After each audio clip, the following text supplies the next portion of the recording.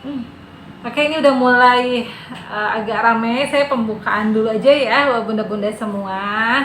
Bismillah, assalamualaikum warahmatullahi wabarakatuh. Selamat datang di live-nya Baju Yuli, Syari sejak dini.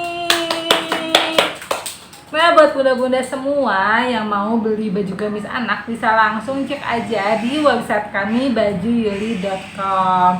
Nah, perkenalkan saya Yuli, owner Baju Yuli. Di sesi live kali ini saya bakal ngobrol-ngobrol bareng dengan Bunda Hani tentang tips mudah mengelola sampah rumah tangga. Nah, buat yang kita ketahui kalau misalnya kita kan gak akan hidup selamanya ya Bunda di bumi ini, jadi ya eh, kita harus ngejaga bumi ini untuk anak-anak kita, untuk cucu kita. Nah, gimana sih sebenarnya cara menjaganya?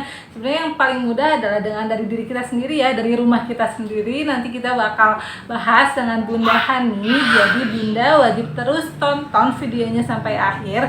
Dan kalau misalnya Bunda ada pertanyaan bisa langsung tanya aja di kolom komentar di bawah ya.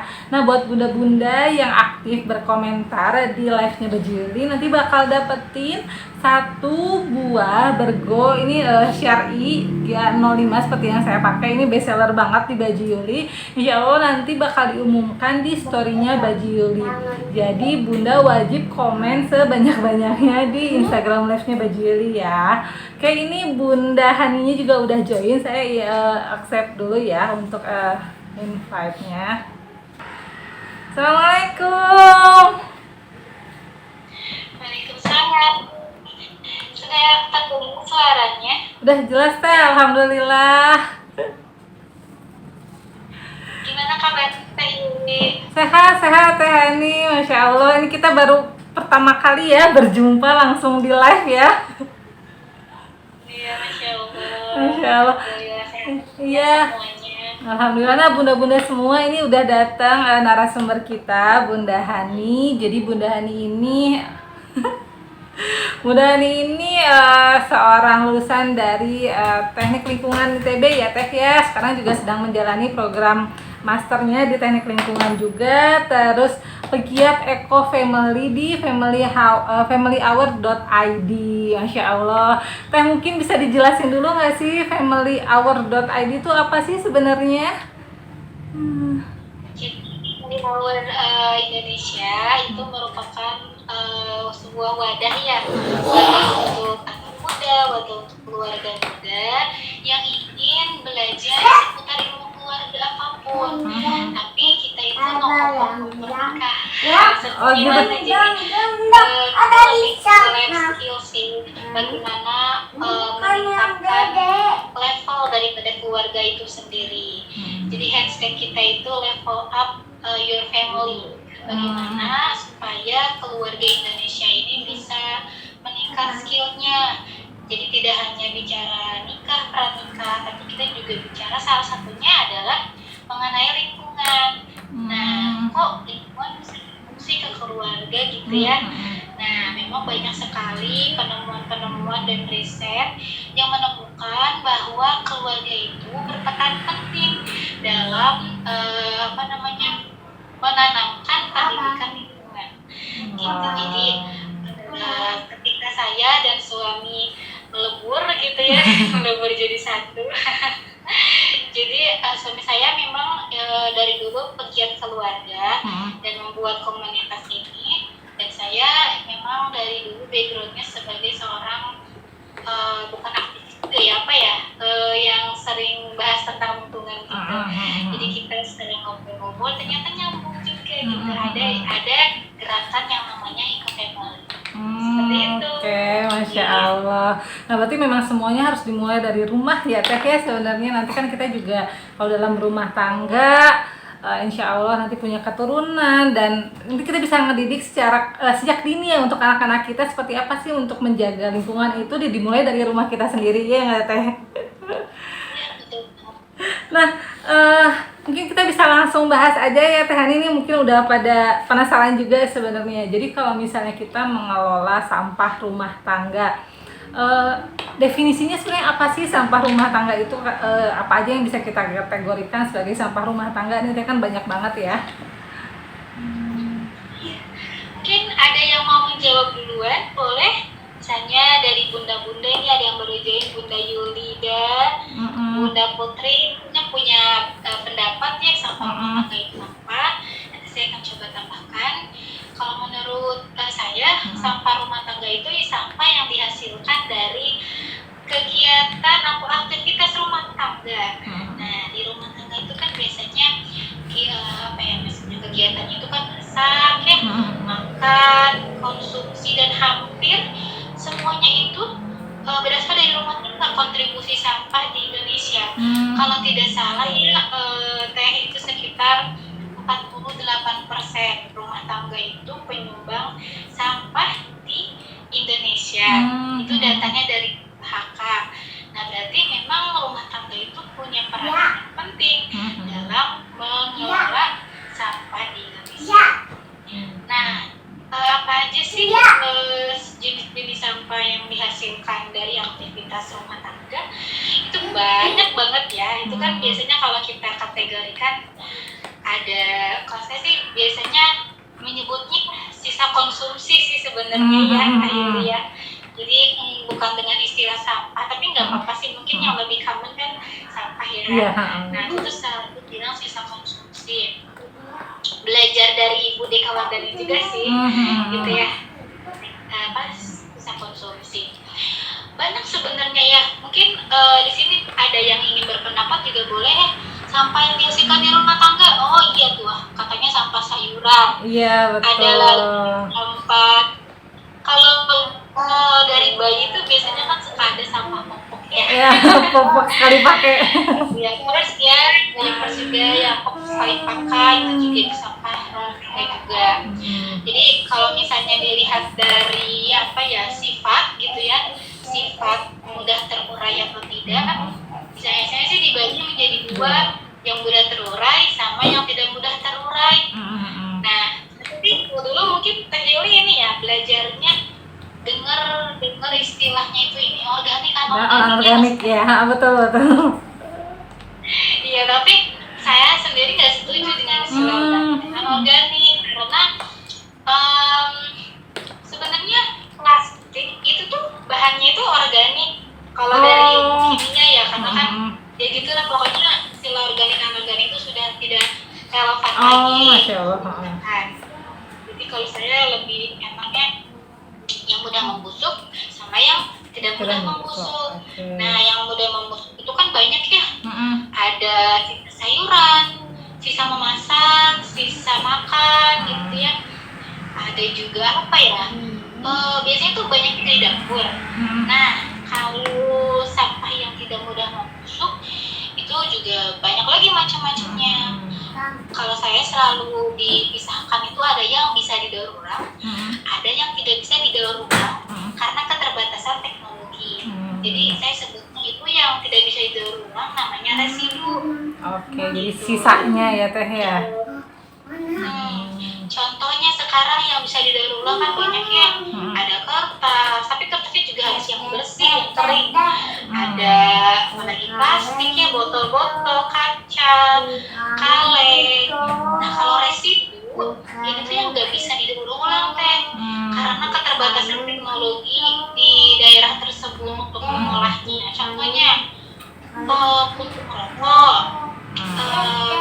kadang ciki juga itu masuk ke residu ya di beberapa kota. Tapi ada juga yang jadi residu namanya. Terus rokok, nah itu juga di beberapa kota tuh nggak bisa diolah ya. Tidak bisa didaur ulang gitu kan.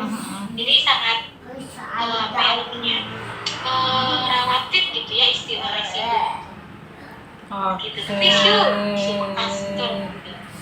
Nah, kita udah tahu nih tadi kategorinya sebenarnya apa yang dikatakan dari sampah itu apa nih sebenarnya. Kalau sisa konsumsi ya Teh ya, bukan lebih ke sampah sih, sisa konsumsi yang nggak bisa kita manfaatin lagi kan ya sebenarnya kalau kayak gitu.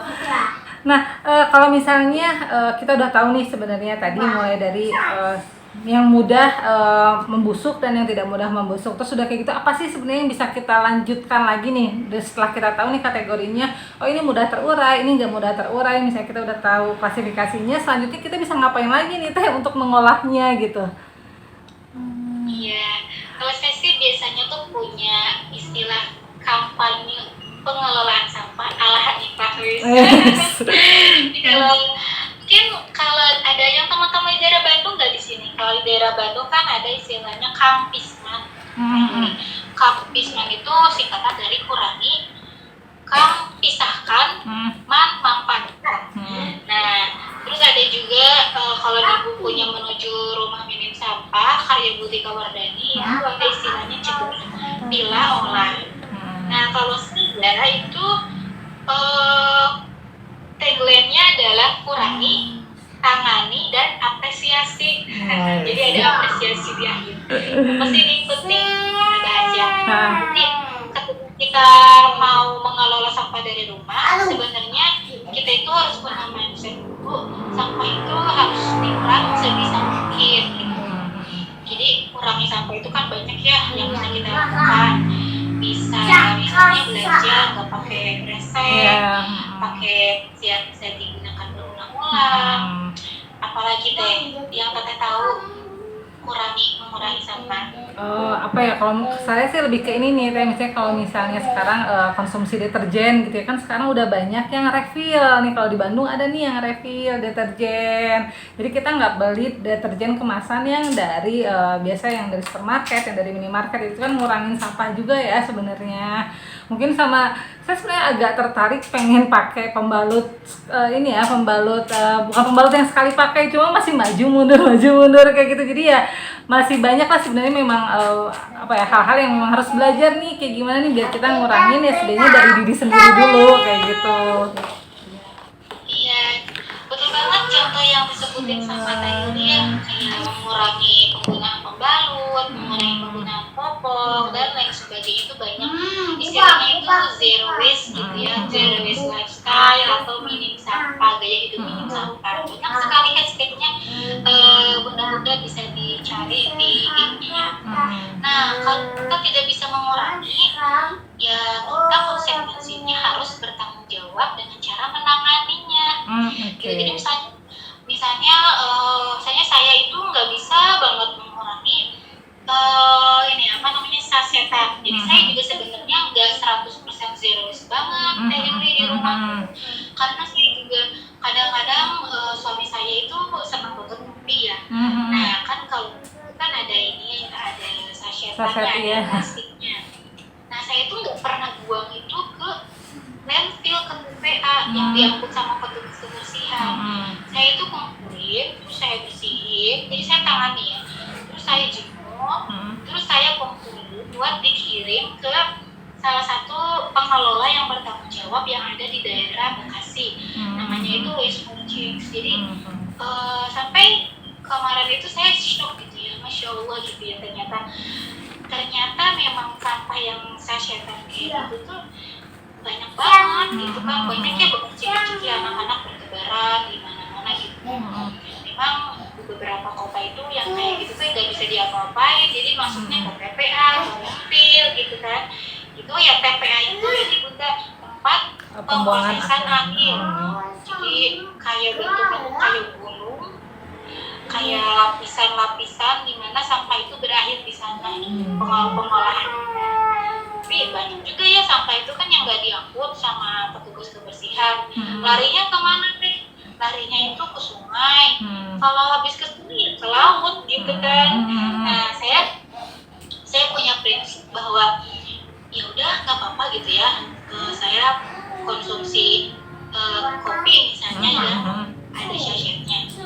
Tapi saya harus bertanggung jawab untuk menyelamatkan plastik tersebut dari tindakan-tindakan yang tidak bertanggung jawab seperti dibakar atau dibuang sembarangan. Jadi saya tuh sampai ngumpulin tuh, pernah diukur itu sekitar gak nyampe sekilo sih, berapa ya saya lupa, 1 kardus lah intinya, dan udah dikirim ke sana dalam waktu setengah tahun. Masya Allah. Ya ini sebenarnya jangan ditiru ya, kalau misalnya bunda-bunda di sini bisa banget ngurangin sampah kemasan. Itu jago banget lah, hebat. Saya tuh cuma sampah kemasan dari Yuli, kayak ini di daerah saya tuh kan sayuran tuh kan dibungkus plastik ya. Nah saya tuh beneran suka dicuci dan dijemur, terus saya masukin, kumpulin semuanya buat dikirim ke yang bisa daur ulang gitu. Jadi saya emang mengeluarkan beberapa biaya, tapi pakai promo juga sih kadang kalau ngirimin gitu ya, biar hemat gitu. Jadi setelah, kalau misalnya kita nggak bisa mengurangi, kita harus menangani dengan cara bertanggung jawab. Nah itu buat sampah-sampah residu ya. Terus cara menangani sampah untuk tadi ya yang ditanyakan jenis yang udah busuk. Kalau saya di rumah itu dikompos. Alhamdulillah selama saya menikah udah 2 tahun, itu kayaknya baru sekali deh buang sampah ke TPA untuk yang organik. Masya Allah. Jadi, alhamdulillah waktu itu saya tuh dikasih kontrakan yang halamannya tuh cukup luas ya. Jadi bisa lah nyimpan kompos bag gitu ya di sana. Dan alhamdulillah jadi nggak tega gitu kalau buang sampah yang bekas makanan gitu ke TPA, kan yang bikin bau ya.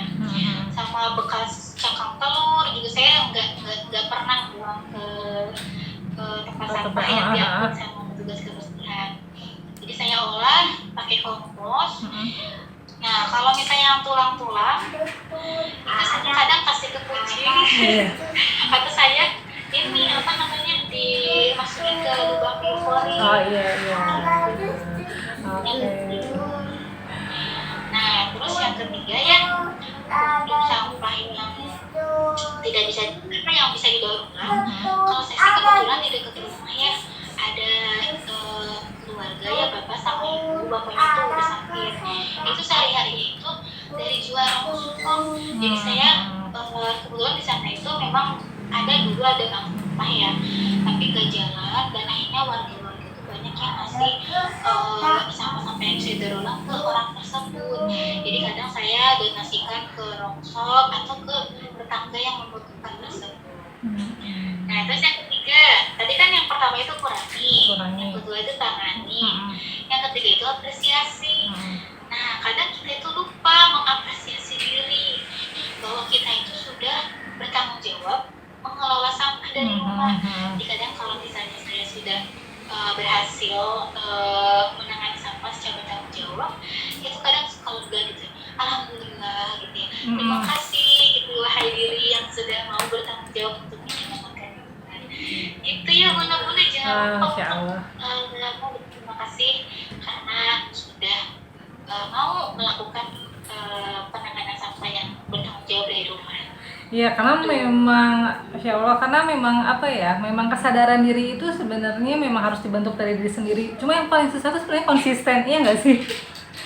Gimana kita bisa konsisten gitu? Mungkin Tani bisa cerita apa ya tantangannya biar konsisten. Kalau saya sih mungkin kalau tadi ya dalam ketika kita mulai mengurangi sampah-sampah plastik.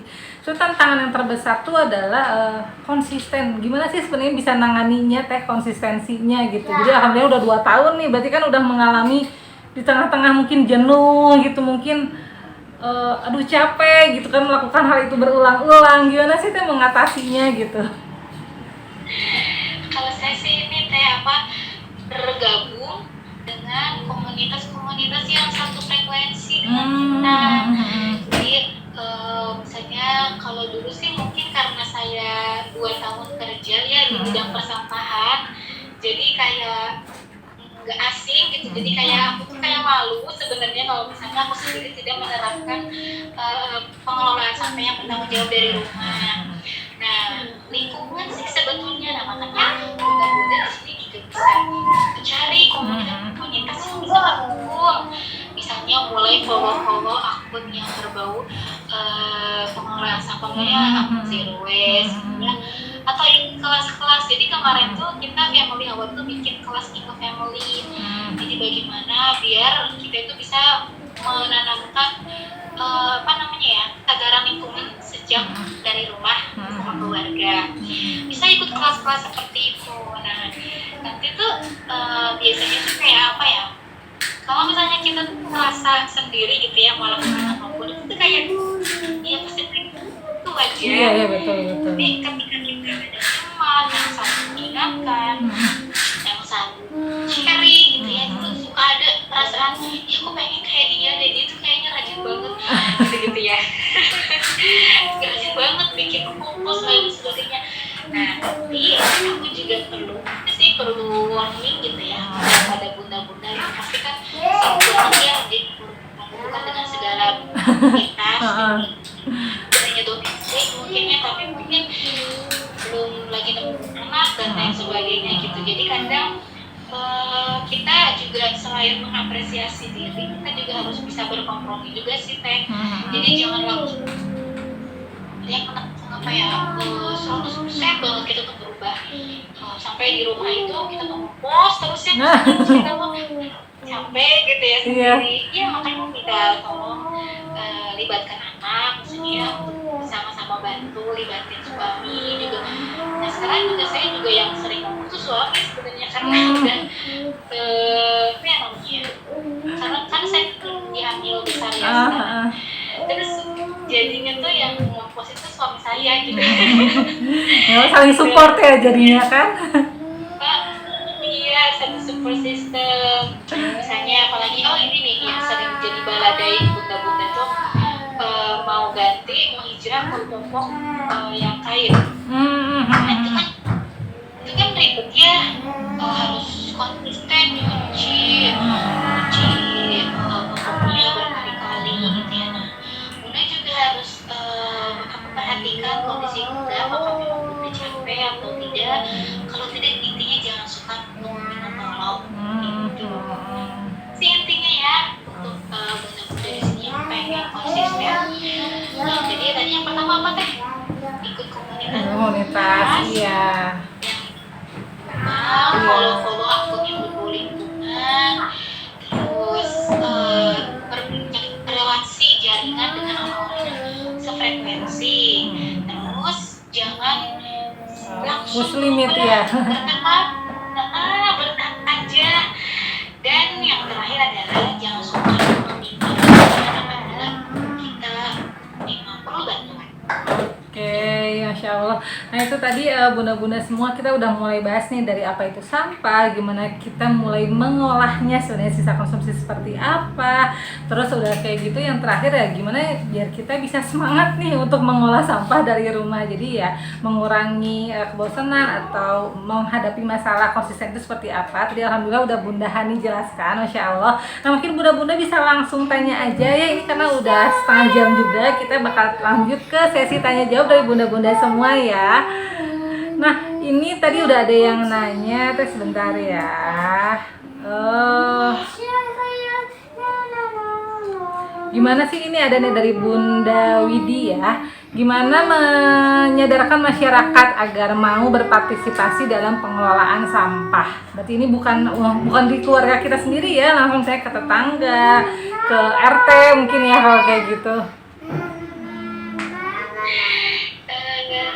Untuk menyadarkan sekitar gitu ya, sebenarnya cara yang paling ampuh itu dengan keteladanan sih Bunda Widi ya. Jadi saya mau cerita dulu ya. Saya itu kan sekarang ngumpulin jelantah ya, Yulia dari rumah. Terus saya ajak tetangga di RT gitu kan.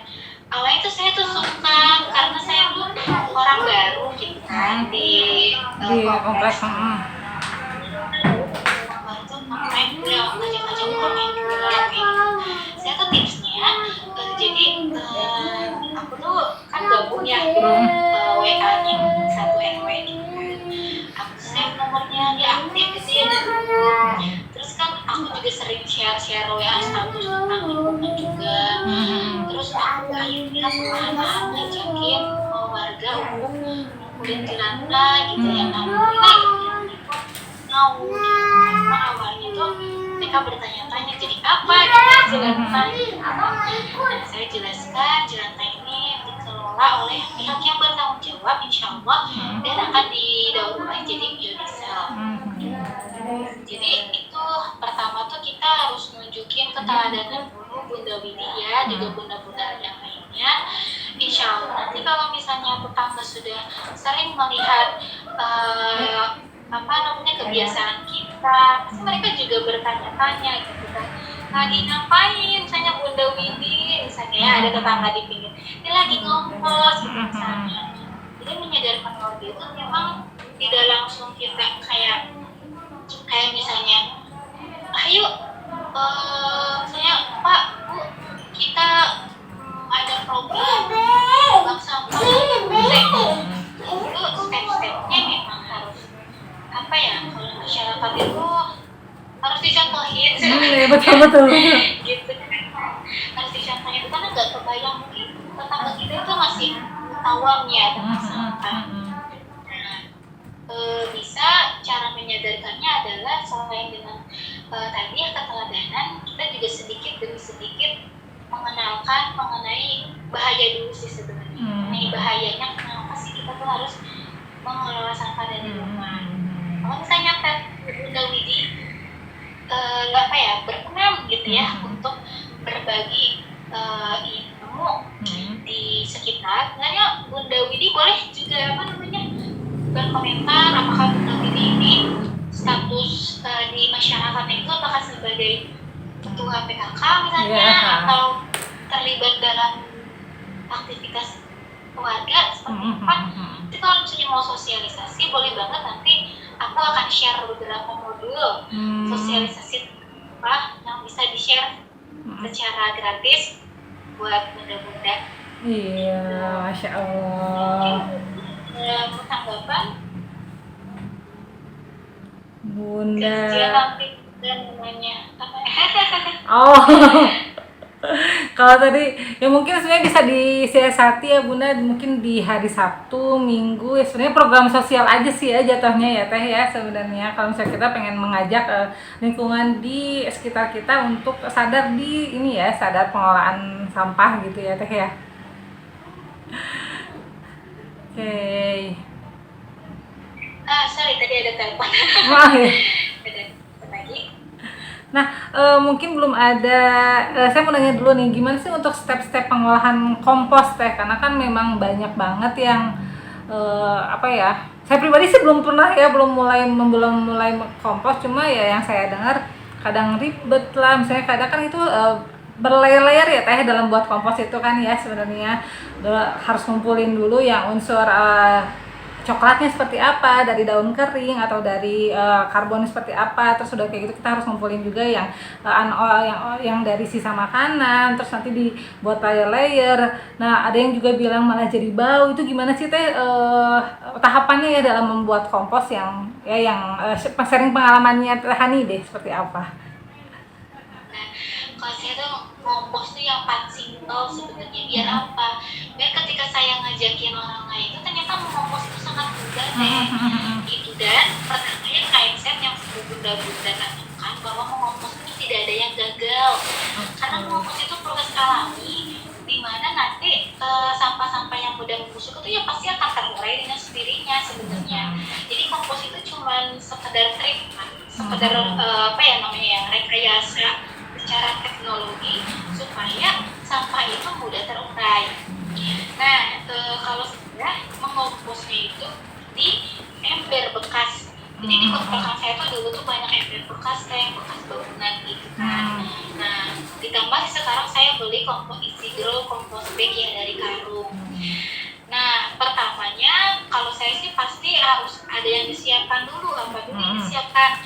Pertama adalah sisa makanannya itu sendiri harus sudah terpisah dengan sampah lainnya, nggak ada plastik, dan sampah yang saya kompos itu tidak ada sampah yang berjenis dedagingan, telur sisa tubuh, jadi cuma nasi, sisa sayur, sisa buah, itu aja.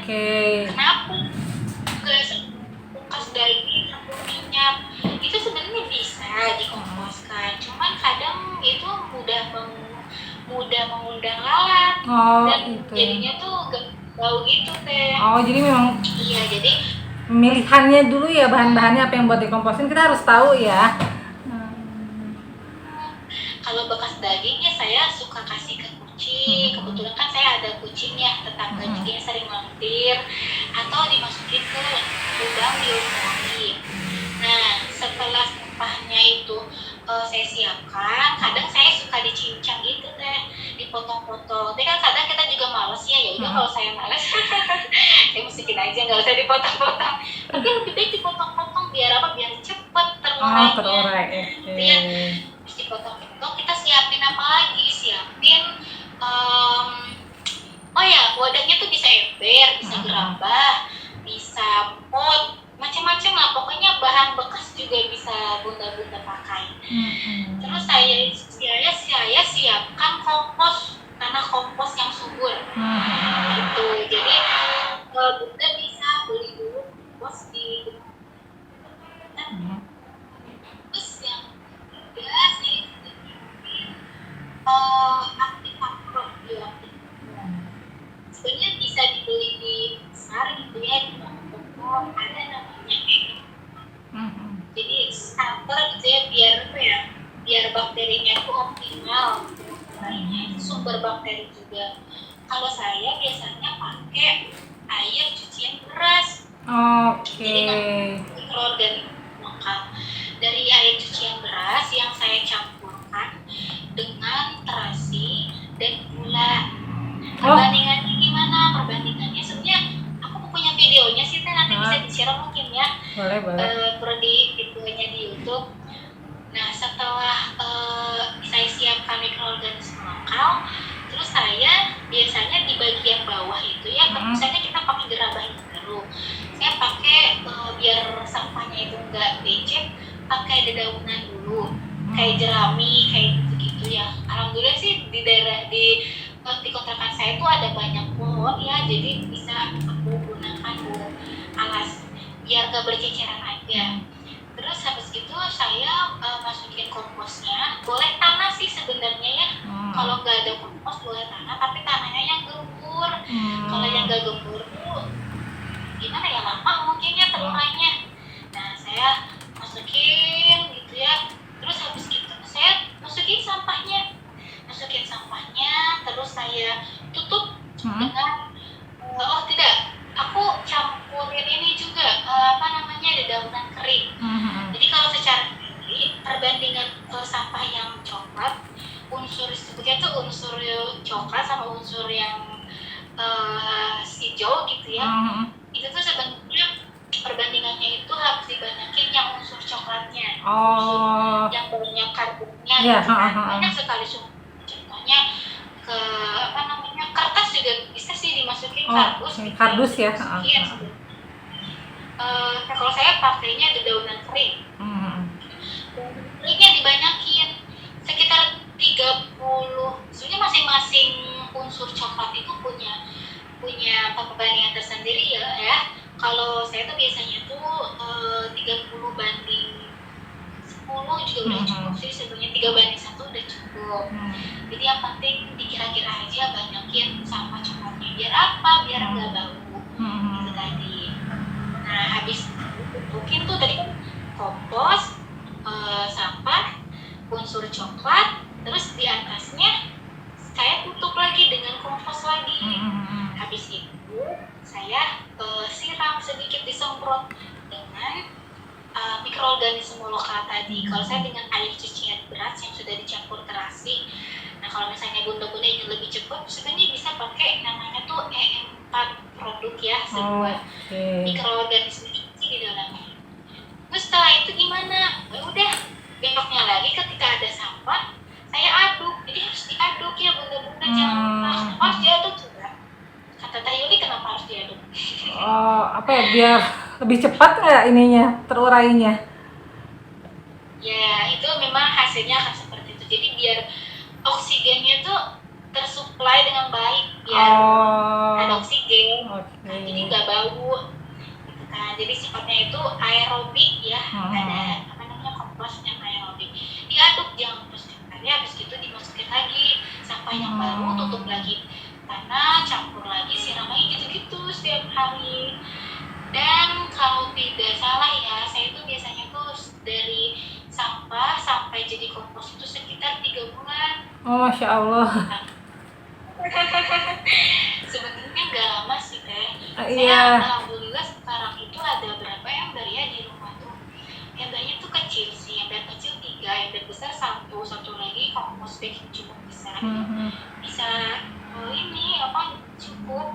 Emang sih baru 2 orang. Katanya kalau di rumahnya udah berapa orang masih banyak gitu. Itu kalau yang metode pengomposan yang saya lakukan di ember atau di gerabah.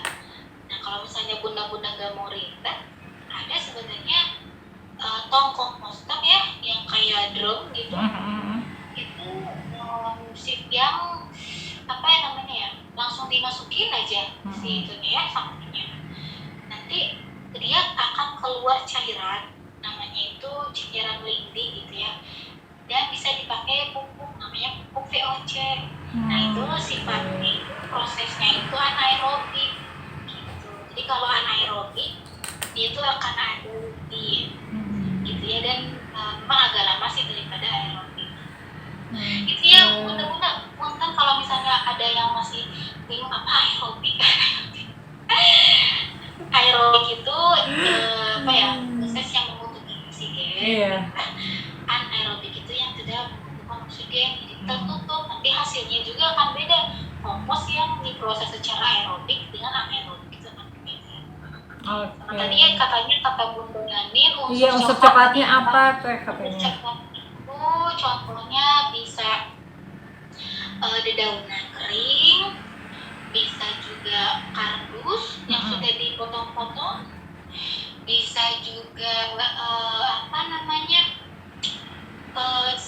bukan serat jagung, apa sih yang namanya Teh, itunya jagung. Jagung kulitnya ya Teh ya, kulit luarnya ya. Kulit luar jagung. Apalagi ya yang mudah kita temukan sih itu sih ya dedaunan kering gitu.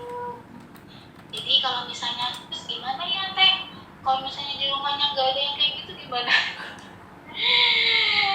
Gimana ya, kalau saya sih pakai kardus bekas juga nggak apa-apa. Intinya kalau ngompos itu kita harus banyak eksperimen. Oh gitu. Beneran Teh, eksperimen ya, karena insya Allah nggak pakai itu juga nggak apa-apa sebenarnya. Banyakin aja itunya Teh, komposnya banyakin, tanahnya banyakin, biar apa, biar apa namanya sumber bakterinya itu kan, tanah itu kan sumber bakteri ya, banyak gitu kan. Oke, Masya Allah. Nah ini tadi Bunda Widi ya lama memang berproses ya Teh sebenarnya untuk buat kompos ini. Sebenarnya kalau misalnya kita sudah terbiasa ya jadinya kayak habit aja nggak sih Teh sebenarnya? Teh ini ngerasanya itu seru banget sih Bunda ya. Jadi kan banyak ya sebenarnya kelas-kelas mengompos yang ada diselenggarakan sama berbagai komunitas. Itu tuh jadi kayak apa ya, kita tuh kalau apalagi kalau udah panen, wah 3 bulan saya mau mengungsi kamu, jadi kayak exciting aja. Kita kayak excited, kayak tiba-tiba aku juga kadang, wah ini Teh dulu Teh sampah kok tiba-tiba jadi mirip tanah gitu kan, kayak ada kepuasan tersendiri. Masya Allah. Pengen lebih cepat Bunda, nggak bisa sebenarnya lebih cepat. Kalau pengen lebih cepat ya mungkin kita harus rajin kontrol ya, dari mengatur suhunya. Kan saya juga kadang pakai termometer males banget gitu ya, kan memang suhunya itu harus dijaga ya, 37 lah gitu. Terus kelembapannya jangan terlalu becek, jangan terlalu kering, sekitar 60% lah gitu kan. Itu udah. Nah tadi kan iya memang harus dicoba sih sebenarnya ya kalau kita pengen tahu, karena kan tadi juga harus trial error ya Teh ya. Jadi untuk mengompos ini karena nggak bisa langsung cering gitu kali jadi. Bu, boleh beli minuman? Nggak ada yang sing sama. Iya boleh. Nah, Teh Ani tadi juga sempat bahas soal biopori ya. Mungkin bisa dijelasin biopori itu apa sih sebenarnya? Terus gimana yang bisa kita lakukan buat biopori ya? Bilang lagi. Biopori itu lubang yang jadi lubang yang yang digali sekitar 80 cm sampai 1 meter. Nah itu tuh kita di lubang itu tanpa itu ada bor biopori. Nah bisa di-search ke bor biopori. Itu kayak bor bioporinya garing dari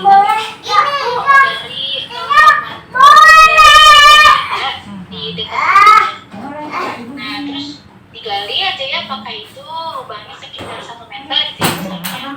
Terus ya masukin paralon yang ukurannya itu ke dalam. Saya pakai sebenarnya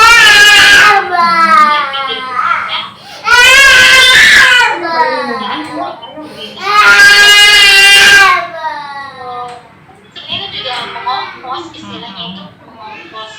Cuman dia itu dibantu sama cacing. Oh, Jadi Masya cacing Allah.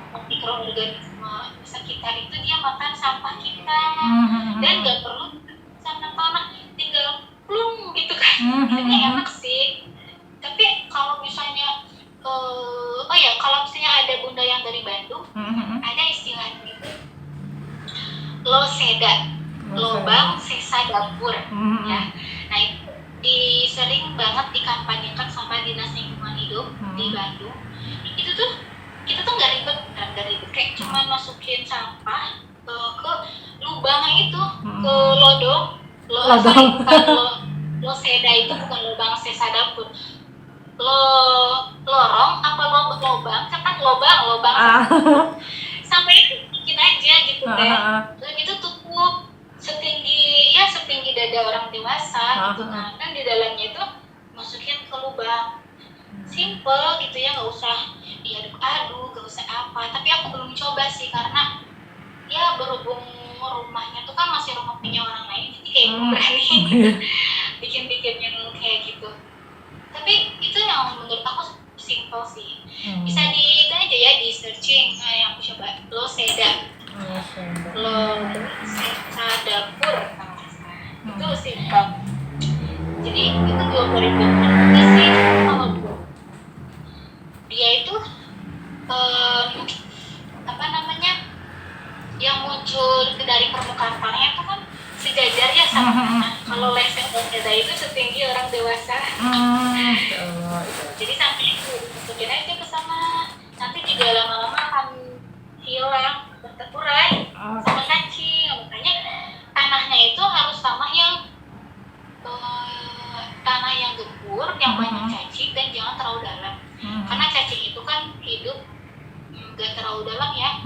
Itu dia cahaya, jadi sekitar ya maksimal 1 meter.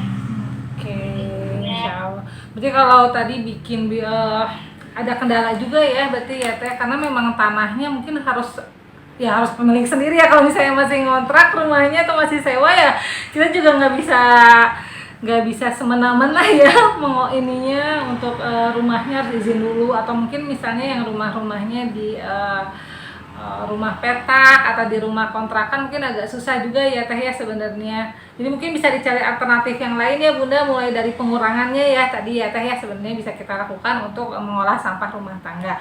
Nah ini ada dari Bunda Widi, sampah yang bisa buat biogas itu apa aja ya Bunda ya?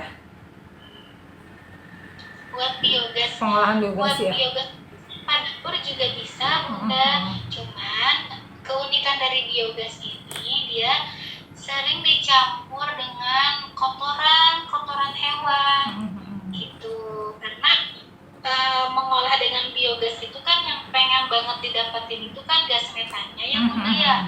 Gas metan buat kompor gas gitu, buat penerangan lampu. Nah, tapi salah satu sumber sampah yang optimal yang bisa digunakan atau dimasukkan ke biogas itu adalah kotoran hewan.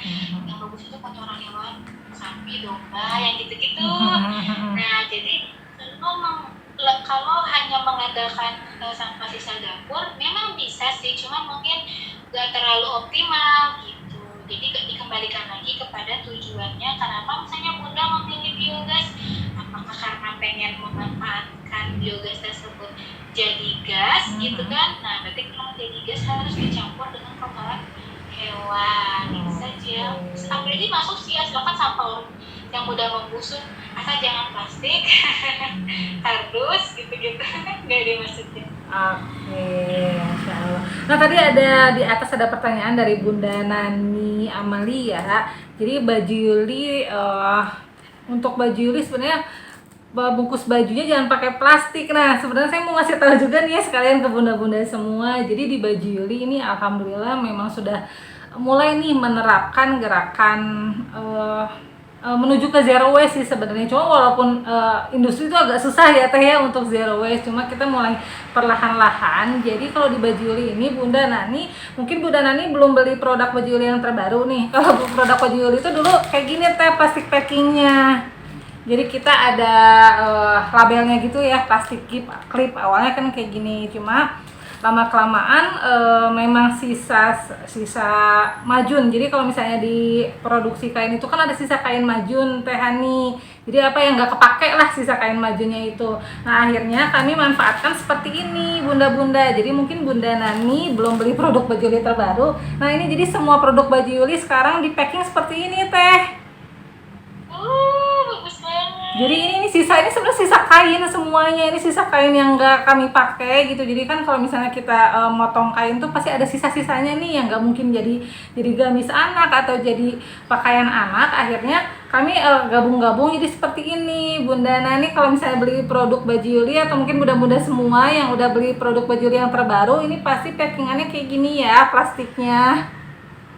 Nih jadi ini semua gabungan dari gabungan dari bahan-bahan yang nggak kepake memang Teh.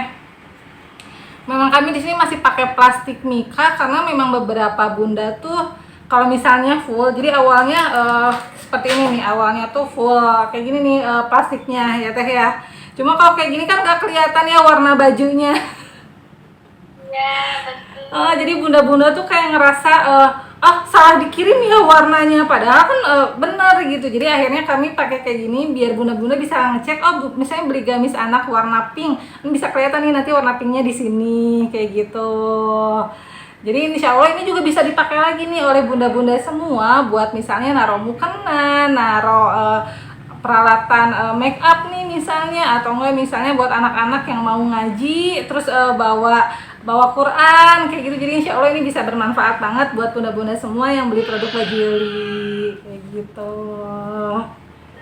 Teteh luar biasa. Bagus itu konsepnya tuh. Iya, ini Bunda happy kemarin pas beli hijab belum ada tasnya. Nah iya, untuk gini memang masih bertahap ya Bunda. Jadi memang kami kejar-kejaran antara produk memang produksi gamis dan juga ini produk yang kayak gini. Nah kalau untuk hijab memang belum pakai tas ini Bunda happy. Jadi memang kalau hijab masih pakai plastik yang biasa sih Teh, plastik biasa seperti ini ya. Kalau yang gamis anak udah mulai bertahap semuanya pakai yang seperti ini. Terus mungkin sekalian mau ngejelasin juga nih bunda-bunda semua. Jadi di baju Yuli juga udah mulai aware nih ya Teh soal lingkungan itu. Jadi kalau sisa-sisa yang kain tadi kami juga manfaatkan untuk bonus seperti ini nih bunda-bunda juga mungkin bisa udah pernah dapat di baju Yuli. Jadi ini kami manfaatin buat lap gitu Teh, lap di dapur. Jadi ini sisa kain juga, terus ini di dalamnya juga sama sisa kain gitu loh. Iya, ini kami cacah kayak gini, sisa-sisa yang kecil-kecil, terus dimasukin ke dalam sini. Jadi buat lap di rumahnya bunda-bunda semua. Biasanya ini sebagai gift aja sih. Jadi kalau bunda-bunda yang beli produk baju Yuli bakal dapat gift bermacam olahan ya untuk produk majun ya. Kalau kami bilangnya ini produk majun karena memang sudah tidak bisa dipakai lagi. Ya alhamdulillah sebenarnya ini sedikit demi sedikit sebenarnya yang kami lakukan ya, semoga bisa membantu juga untuk mengurangi sampah ya Teh ya sebenarnya kayak gitu. Iya. Semangat Tata Yuli. Iya. Walaupun kita apresiasi ya, kita tadi ya kurangi, tangani, apresiasi. Kita harus mengapresiasi apapun yang sudah kita lakukan walaupun itu minimal mungkin atau sederhana mungkin. Masya Allah. Nah, Iya. nanti boleh nih, nanti aku kenalin sama kenalan beliau ini alumni kelas Eco Family ya, bagian fashion juga, fashion yang berkelanjutan. Nanti bisa mungkin sharing-sharing tipsnya, inovasinya supaya bisnis Teteh bisa lebih ramah lingkungan. Oke, boleh. Nah, mungkin Bunda ini sebelum kita tutup acaranya, mungkin ada yang mau ditanya lagi nggak ke Bunda Hani tentang mengolah sampah rumah tangga? Jadi malah tadi ngobrolin baju Yul ini.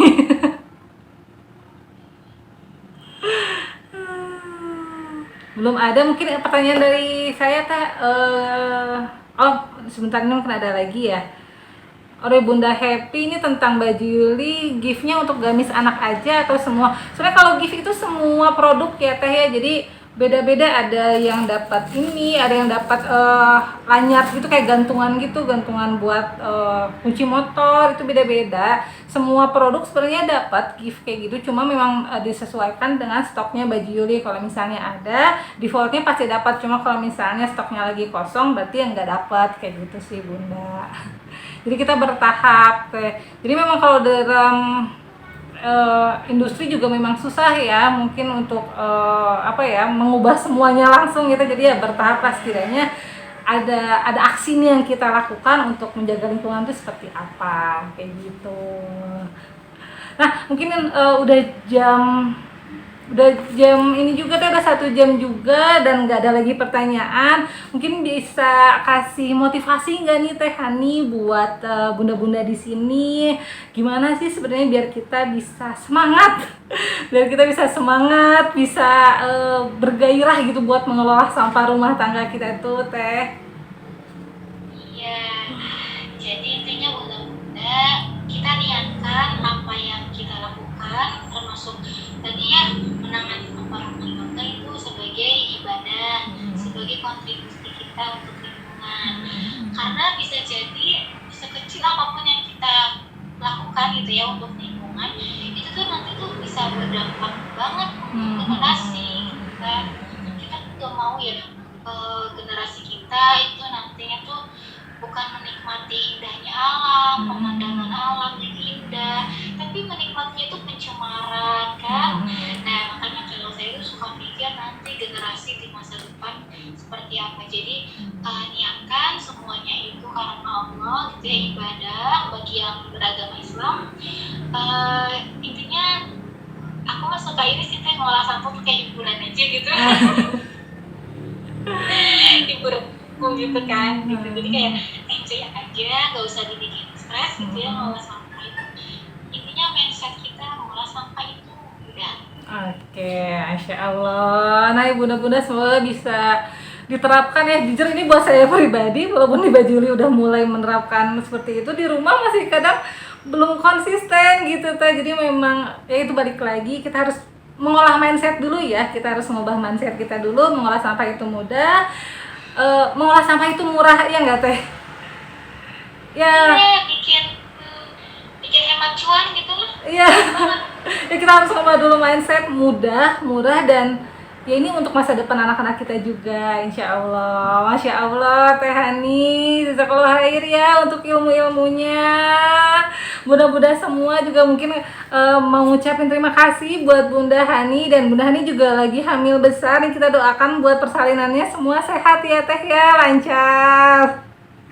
Amin. Dan insya Allah juga semoga ilmunya semakin berkah, Teh Hani dan keluarga juga sehat selalu ya Teh ya. Amin. Terima kasih ya Teh. Sama Teh Yuli dan bunda-bunda semuanya. Iya, nah buat bunda-bunda Bajuli juga terima kasih banget udah nonton live kami dari awal sampai akhir. Mohon maaf tadi ada suara-suara berisik, itu anak-anak lagi jamnya makan jadi agak rewel, mohon maaf. Terus kalau misalnya bunda-bunda semua, saya mau ingetin lagi buat yang ingin belanja baju gamis anak bisa langsung cek aja di website kami bajuli.com. Nah, insya Allah nanti bakal diumumkan di story ini buat bunda yang memenangkan ini bergog ya 05 dari saya insya Allah.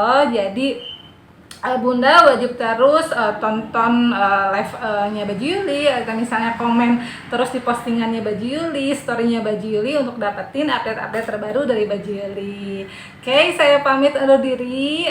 Bunda Hani juga terima kasih. Selamat siang Bunda-bunda semua. Assalamualaikum warahmatullahi wabarakatuh. Waalaikumsalam warahmatullahi wabarakatuh. Dadah semuanya bunda-bunda. Sampai ketemu lagi. Iya.